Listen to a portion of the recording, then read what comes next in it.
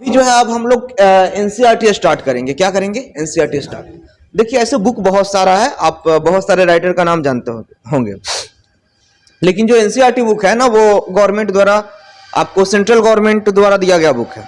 मतलब एनसीईआरटी क्या है कि जो यहाँ पर होगी वही दिल्ली के इंसान भी पढ़ सकता है, कोलकाता का वही इंसान पढ़ेगा। एनसीईआरटी जो है बुक हर जगह फॉलो होता है। फर्क ये है मीडियम अलग अलग होता है, कहीं हिंदी मीडियम फॉलो होता है, कहीं इंग्लिश मीडियम, बस ये कहीं कहीं दोनों मीडियम होता है। तो हम लोग एनसीईआरटी को स्टार्ट करेंगे और एनसीईआरटी में इसको स्टार्ट करने से पहले जो आपका ये जो फिजिक्स है 12th का, इसमें मोस्टली देखा जाए तो फर्स्ट वाला चैप्टर जो होता है, फर्स्ट वाला चैप्टर जिसको हम लोग इलेक्ट्रिक चार्ज एंड फील्ड बोलते हैं, इलेक्ट्रिक चार्ज एंड फील्ड बोलते हैं, यानी विद्युत आवेशम क्षेत्र, उसको जानने से पहले उसका ब्रांच जानते हैं कि उसका ब्रांच क्या है। तो देखिए एक ब्रांच आपको पढ़ना है, एक ब्रांच पढ़ना है इलेक्ट्रोस्टैट।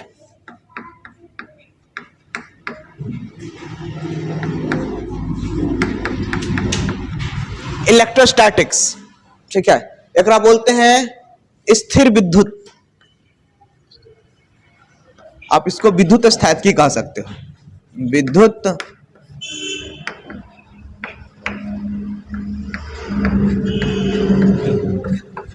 क्या बोलोगे? विद्युत स्थैतिकी। यह एक ब्रांच है, इसके अंतर्गत बहुत सारे आपको चैप्टर आएंगे, करीब 3 या 4 चैप्टर इसके अंतर्गत आएंगे जिसको हम लोग पढ़ेंगे छोटा छोटा चैप्टर करके। तो इसका जो है डिफिनीशन पहले हम लोग जानना चाहेंगे कि इलेक्ट्रोस्टैट है क्या, ठीक है ना, विद्युत स्थैतिकी क्या है, किसे कहते हैं, ठीक है। अच्छा फिजिक्स किसे कहते हैं तो बेसिक में भी पढ़ा रखे थे, अब तो इसको पढ़ाने की आवश्यकता नहीं है ना, फिजिक्स किसे कहते हैं याद है, चलो कोई नहीं।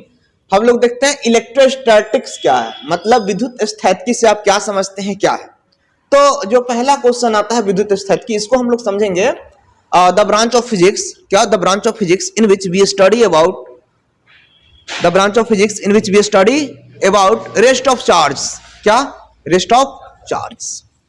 हम यहां लिख सकते हैं या डेट ब्रांच या द ब्रांच भी यहां लिख सकते हो,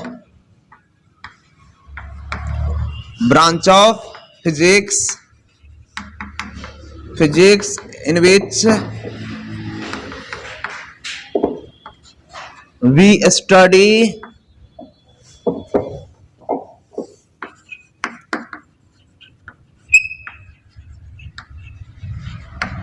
about rest of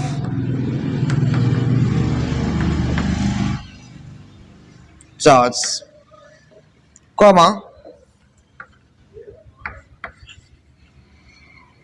this branch is called, this branch is called electrostat,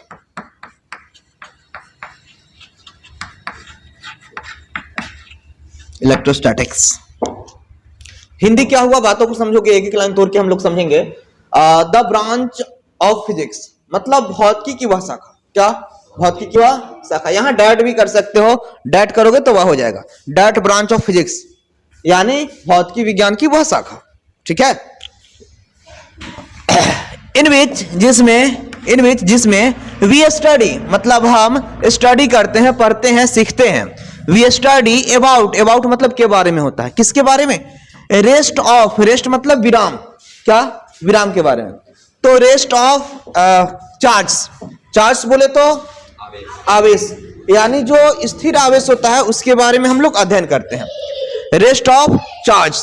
this branch मतलब इस ब्रांच को, इस शाखा को हम लोग क्या बोलते हैं, इज कॉल्ड, कहा जाता है इलेक्ट्रोस्टैटिक्स। इस शाखा को हम लोग क्या कहते हैं, विद्युत स्थैतिकी कहते हैं।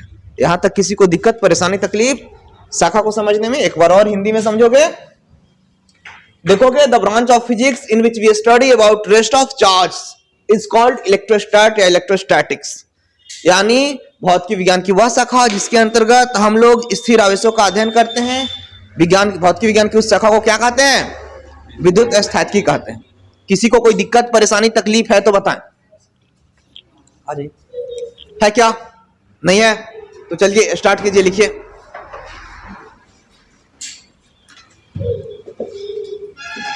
स्टार्ट कीजिए, कॉपी निकालिए और लिखिए।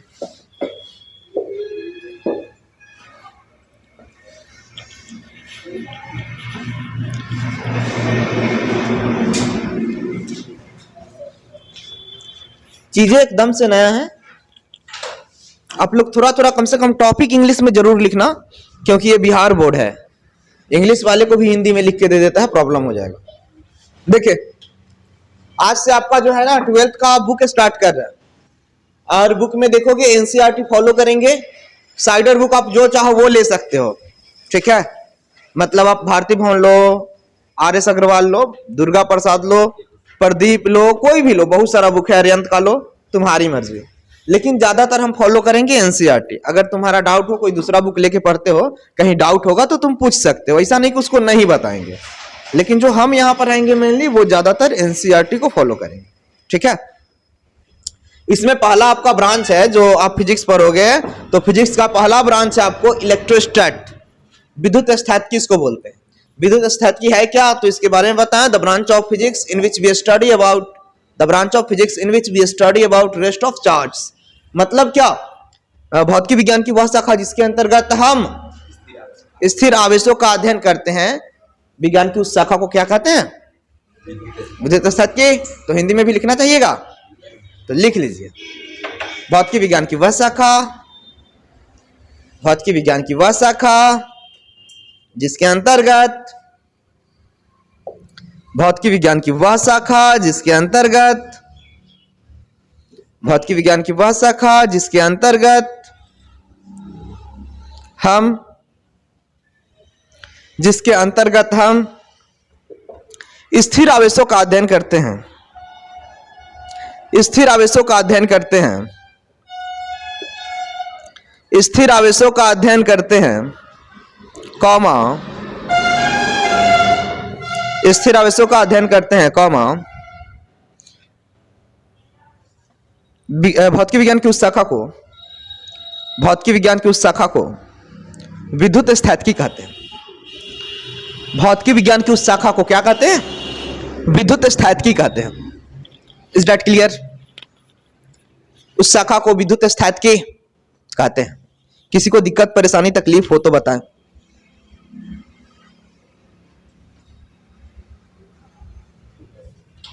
हो गया?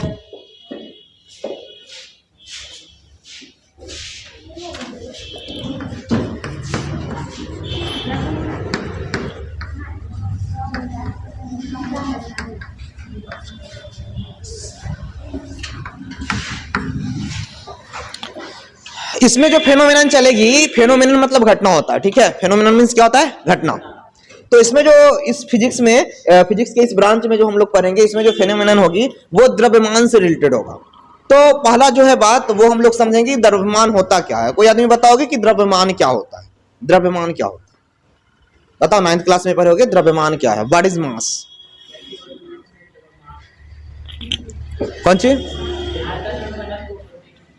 आयतन घनत्व होते हैं तो द्रव्यमान हो जाएगा।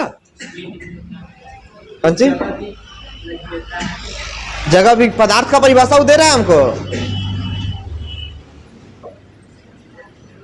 तो पदार्थ का परिभाषा दे रहा है, जिसमें आयतन हो, जो जगह घेरता है, सब पदार्थ कहलाता है। तो अलग के बात बता रहे हैं। द्रव्यमान होता क्या है, बात तो ये है ना। सुनिए, मास कुछ है नहीं, मास को समझिए। मास एक प्रॉपर्टी है। मतलब क्या, द्रव्यमान किसी वस्तु का वह गुण है जिसके कारण वह बल आरोपित करता है, बल लगाता है। सिंपल सा बात। द्रव्यमान किसी वस्तु का वह गुण है जिसके कारण वह बल आरोपित करता है। देखिए अब इसमें आपको ब्रांच, ये एक ब्रांच है। ब्रांच का मतलब समझते हो, शाखा। जैसे क्या होता है, ये पेड़ का एक शाखा है, उस शाखा में बहुत सारी पत्तियां होंगी, डाली होगी। तो उसी प्रकार इसमें जो है, इस ब्रांच में पहला चैप्टर जो आपको पढ़ना है, इसमें एक्चुअली जनरली देखा जाए तो 2 चैप्टर पढ़ना है, ठीक है। लेकिन हम आपको छोटा छोटा चैप्टर करके, छोटा छोटा भागों में बांट के करीब 3 से 4 चैप्टर पढ़ाएंगे। जैसे पहला चैप्टर आपको पढ़ाएंगे इलेक्ट्रिक चार्ज एंड फील्ड, विद्युत आवेशम क्षेत्र। दूसरा चैप्टर आपको हम पढ़ाएंगे इलेक्ट्रिक पोटेंशियल, ठीक है। तीसरा पढ़ाएंगे गॉस थ्योरम। गॉस थ्योरम एक छोटा सा चैप्टर ही बना देंगे। और अगला पढ़ाएंगे आपको कैपेसिटी एंड कैपेसिटेंस। बस ये ब्रांच समाप्त हो जाएगा, ठीक है। लेकिन आपको एनसीईआरटी में इस ब्रांच को कैसे रखा है वो भी, क्योंकि एनसीईआरटी पढ़ा रहे हैं तो एनसीईआरटी को थोड़ा सा बता देते हैं। एनसीईआरटी में इस ब्रांच में आपको जनरली 2 चैप्टर है। कितना? 2 चैप्टर है, जिसको एक साथ सम्मिश्रित करोगे आप। पहला chapter electric charge and field यानी विद्युत आवेश एवं क्षेत्र, और दूसरा चैप्टर आपका है विद्युत विभव मतलब इलेक्ट्रिक पोटेंशियल, और कैपेसिटर एंड कैपेसिटेंस मतलब संधारित्र या धारिता। दोनों चैप्टर को एक साथ खत्म किया जा सकता है। हम छोटा छोटा करके आपको बारीकी से पढ़ाएंगे, सब चीजों को समझा के जाएंगे, तो टेंशन लेना नहीं है। इसको गायब कर दें। तो हम लोग अभी पहला वाला चैप्टर स्टार्ट करेंगे, और अभी से आप लोग पढ़ना स्टार्ट करोगे। मतलब जो हुआ सो हुआ, कम से कम अभी इतना टाइम है जिसमें आप अच्छा मार्क्स ला सकते हो। अभी से start. Electric charge and field. क्या किसी को दिक्कत परेशानी तकलीफ? इसका हिंदी क्या होगा? विद्युत आवेश एवं क्षेत्र।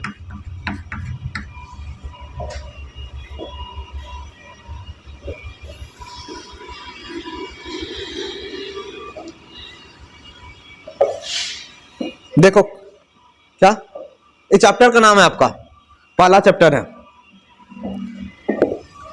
देखिए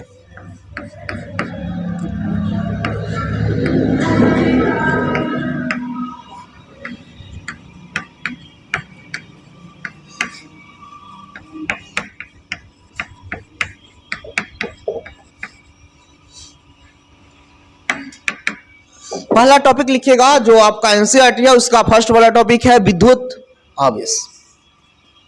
इलेक्ट्रिक चार्ज होता क्या है? सर जी 12th का इस चैप्टर का नाम है विद्युत आवेश एवं क्षेत्र, ठीक है। इस चैप्टर में पहला जैसे ही किताब खोलिएगा ना तो पहला टॉपिक आपका आएगा विद्युत आवेश।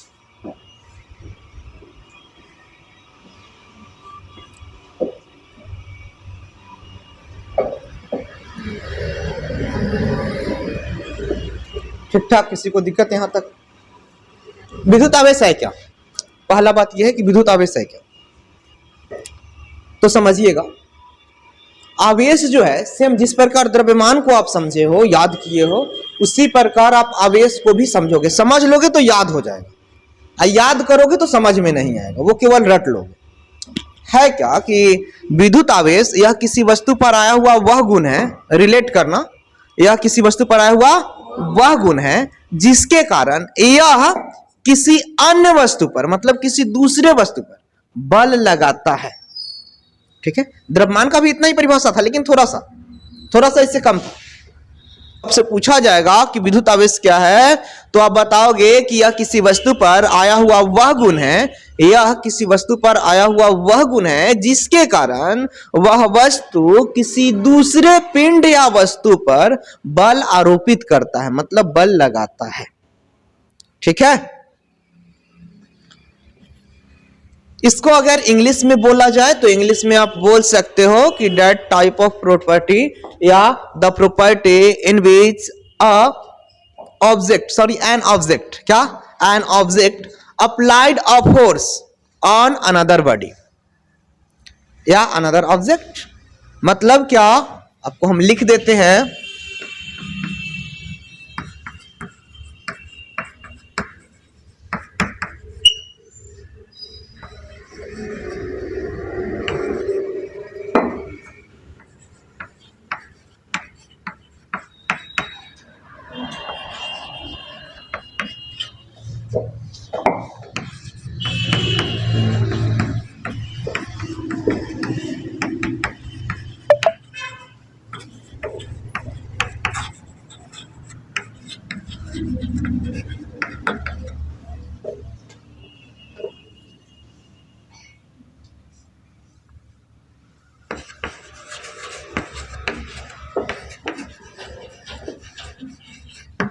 यह एक हल्का सा परिभाषा जो हम बना रखे हैं, जिसको लिखते लिखते आपको याद हो जाएगा। जितना बार कहोगे उतना बार परिभाषा हम चेंज करेंगे, कोई इश्यू नहीं है।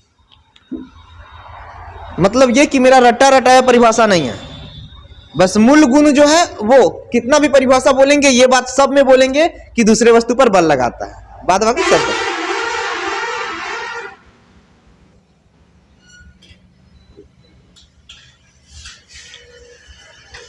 यहां तक कोई दिक्कत परेशानी तकलीफ हिंदी में लिखवा देते हैं।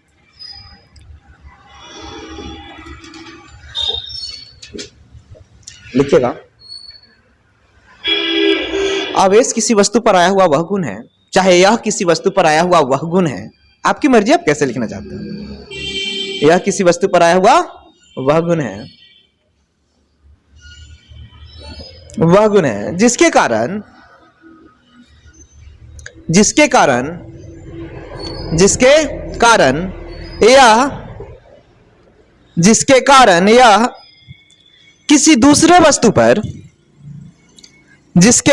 यह किसी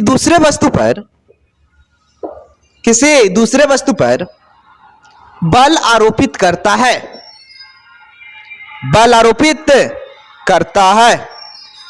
अच्छा, आरोपित करना मतलब क्या हुआ बाबू? लगाना। बल आरोपित करता है, हो गया। कॉमा देके अगर चाहो तो लिख सकते हो कि विद्युत आवेश कहलाता है, बल आरोपित करता है, कॉमा विद्युत आवेश कहलाता है।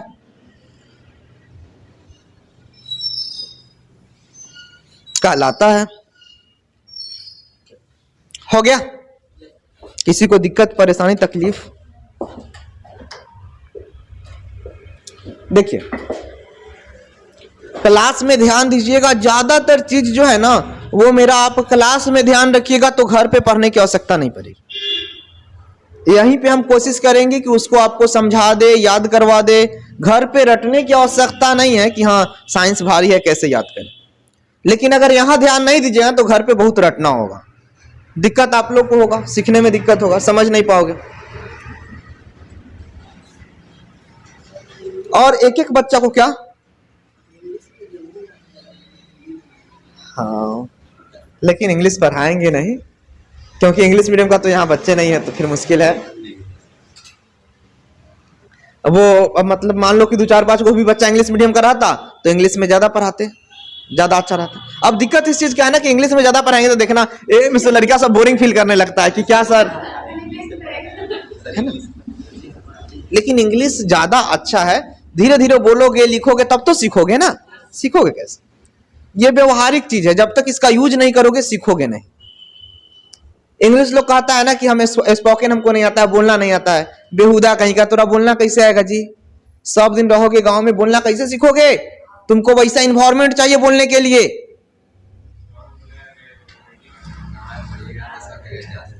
देखिए, आप इंग्लिश तभी बोलना सीखोगे जब इंग्लिश में कोई बोलने वाला आपके साथ मतलब इंसान होगा, जेकरा से आप इंग्लिश में गलती है बोलो लेकिन इंग्लिश में बोलो। तुम मूवी देख रहे हो, इंग्लिश में मूवी देखो। खाना खा रहे हो उस समय भी यूज करो ज्यादातर इंग्लिश। देखो ना, एकदम हम गारंटी देते हैं कि 10 से 12 दिन में आपका इंग्लिश एकदम फ्लुएंट तरीके से अच्छा हो जाएगा, सीख जाओगे। लेकिन कब? उसको व्यवहार में तो लाओ। जानते सब हो लेकिन यूज नहीं करते हो, कैसे सीखोगे? मुश्किल है। इंग्लिश सीखना है तो झाड़ना पड़ेगा, नहीं तो मुश्किल है। तो ये वाला बात को हिंदी में लिखवा दिए ना जी, ठीक है। अब बात को समझोगे। अगर आपसे कोई इंसान पूछता है कि विद्युत आवेश क्या है तो आप क्या बताओगे?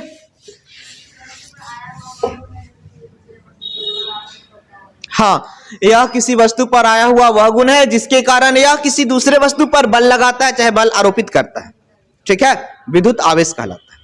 अब जब विद्युत आवेश देख लिए तो भाई जी है कितने प्रकार के देखते हैं। नीचे तीर का चिन्ह के लिखेंगे। अच्छा सुनो, पहले विद्युत आवेश लिख दिए हो तो विद्युत आवेश को सूचित कौन चीज से करते हैं वो लिखो। नीचे तीर का चिन्ह। विद्युत आवेश को Q से सूचित करते हैं, विद्युत आवेश को Q से सूचित करता है। विद्युत आवेश को Q से सूचित करते हैं। ठीक ठाक। देख बाबू,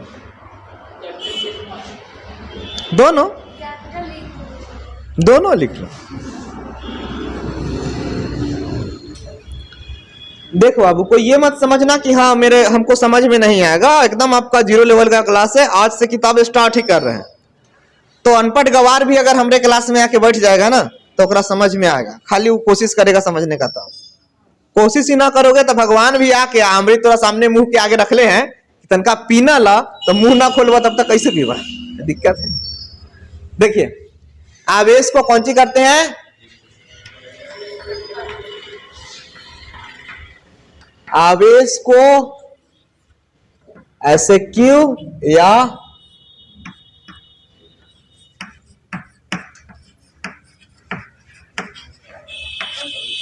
मतलब क्या, ध्यान दो, आप लिख सकते हो कि charge is denoted by Q, मतलब चार्ज को Q से सूचित करते हैं या किया जाता है, वही बात है। कोई दिक्कत? अब Q बराबर बहुत सारा फार्मूला होता है, दोनों फार्मूला, कम से कम 2 फार्मूला यहां लिखवा देते हैं, या फार्मूला रहने देते हैं, थोड़ी देर के बाद आ जाएगा फार्मूला। ठीक है, कि फार्मूला लिखवा के चले, यहां लिखवा के चले, रहने दीजिए, फार्मूला का अगला सिद्धांत में आएगा, वो रहने दो। देखो, चलो लिखवा ही देते हैं। आवेश बराबर होता है, यानी आप लिख सकते हो Q बराबर क्या? Q बराबर IT। क्या होता है? यानी आवेश बराबर जी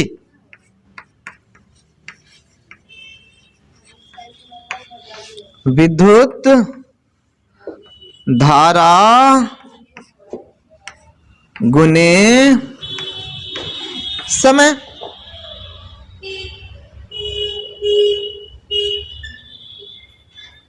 ठीक है, देखो जिस चीज को शुरू कर रहे हो कर पूरा खानदान हम पढ़ा रहे हैं, किसी को छोड़ के नहीं जाएंगे, एक दादा नाना सबको पढ़ाएंगे, इतना पढ़ा देंगे कि कभी दिक्कत आपको होना नहीं चाहिए इसमें।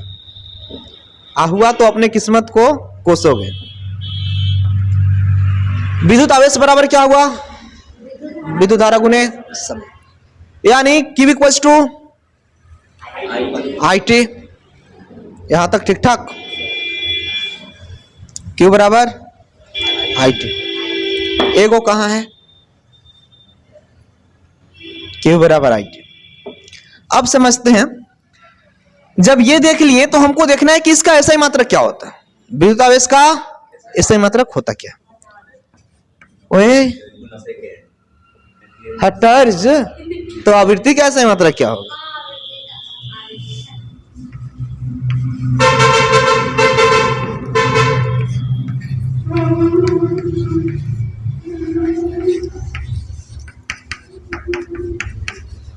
आप लोग को इतना सिखा रखे हैं, बेसिक में भी SI मात्रक पढ़ाए हैं, फिर भी आपका दिक्कत हो रहा है। गलती से बोलाता है जी। देखिए इधर विद्युत आवेश का SI मात्रक है, तो विद्युत आवेश के SI मात्रक के लिए क्या है पहले बताओ?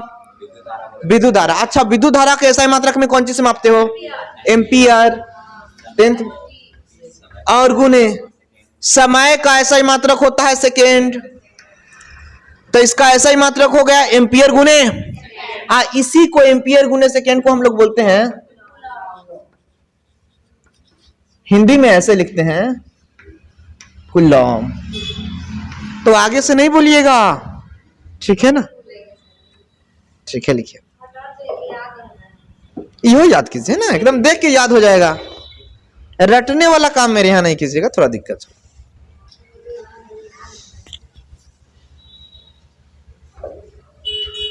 एक क्वेश्चन आपके इस बार फाइनल एग्जाम में भी यहां से आ रहा है, इस बार आएगा 2023 में, पढ़िए समझ में आ जाएगा।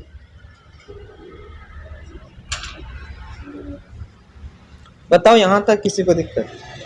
घर पे जाके एक बार देख लोगे, क्योंकि ये में तनका भी लेकिन किंतु परंतु किसी का लगा हुआ हम नहीं देखना चाहते। समझ रहे हो सन भाई? अब देखिए विद्युत आवेश का ऐसे मात्रा क्या होता है? कूलम। अब अगर चीजों को हम लोग समझे तो हम लोग देखेंगे विद्युत आवेश की बीमा। क्या देखेंगे? बीमा को इंग्लिश में डायमेंशन बोलते हैं। तो विद्युत आवेश की बीमा क्या होगा? तो समझिए, बीमा में हम लोग विद्युत धारा के लिए लिखते हैं, विद्युत धारा के लिए लिखते हैं ए चाहे आई, समय के लिए लिखते हैं टी। इसमें सब बरका लिखते हैं, तो घबराइएगा नहीं। विद्युत धारा के लिए लिखेंगे हम लोग बरका ए, गुणे देखिए समय है, समय के लिखेंगे बरका टी। तो बीमा जो हो जाएगा ए और टी एक साथ कर देंगे तो ए टी हो जाएगा। ये बीमा हुआ। चाहे अगर ए के जगह पर आप आई लिखिएगा तो क्या हो जाएगा? I T. बात तो हुई है, तो लिख लीजिए, लिखिए जल्दी से, क्योंकि फिजिक्स का time is over now, time समाप्त हो रहा है।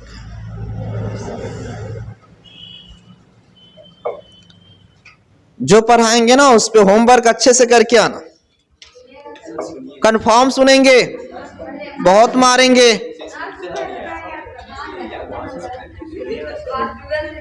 इस बार 490 का टारगेट पकड़ना है। क्या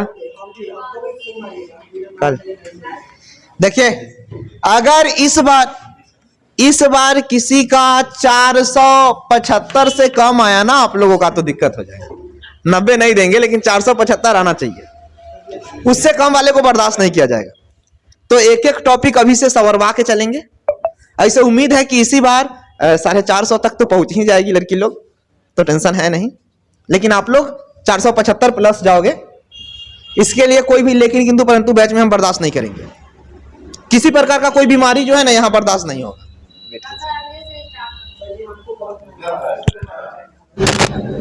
हो गया ना यहां तक?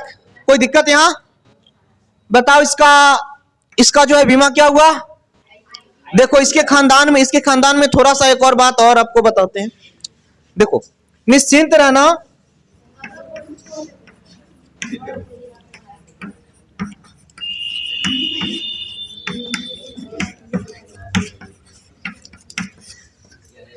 यह एक अदिश राशि है। पूछा जाएगा कि यह कैसी राशि है? आवेश।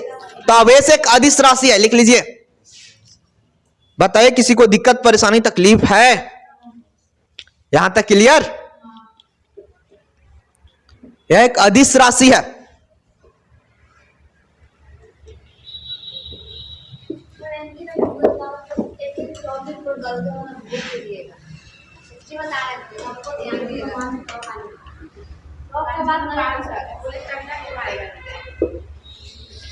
आ सकता है, इंसान का ही आता है 500 में 500 ना आएगा थोड़े, लेकिन वैसे तैयारी भी करना, एक एक लेकिन किंतु परंतु पहले से देखना होगा। तो अब कोर्स आएगा 500 में 500 आएगा, ना आएगा तो चैलेंज कर देना। अरे 500 में 500 ना आएगा, 498 आएगा, 97 आएगा। अगर मान लो तुम्हारा 420 भी बिहार बोर्ड से आता है तो बहुत है, लेकिन देखो 428 भी हम नंबर दिए हैं तो बड़ी बात नहीं है। 428 भी इस बार टॉप करेगा। प्रैक्टिकल में नंबर कम मिला था।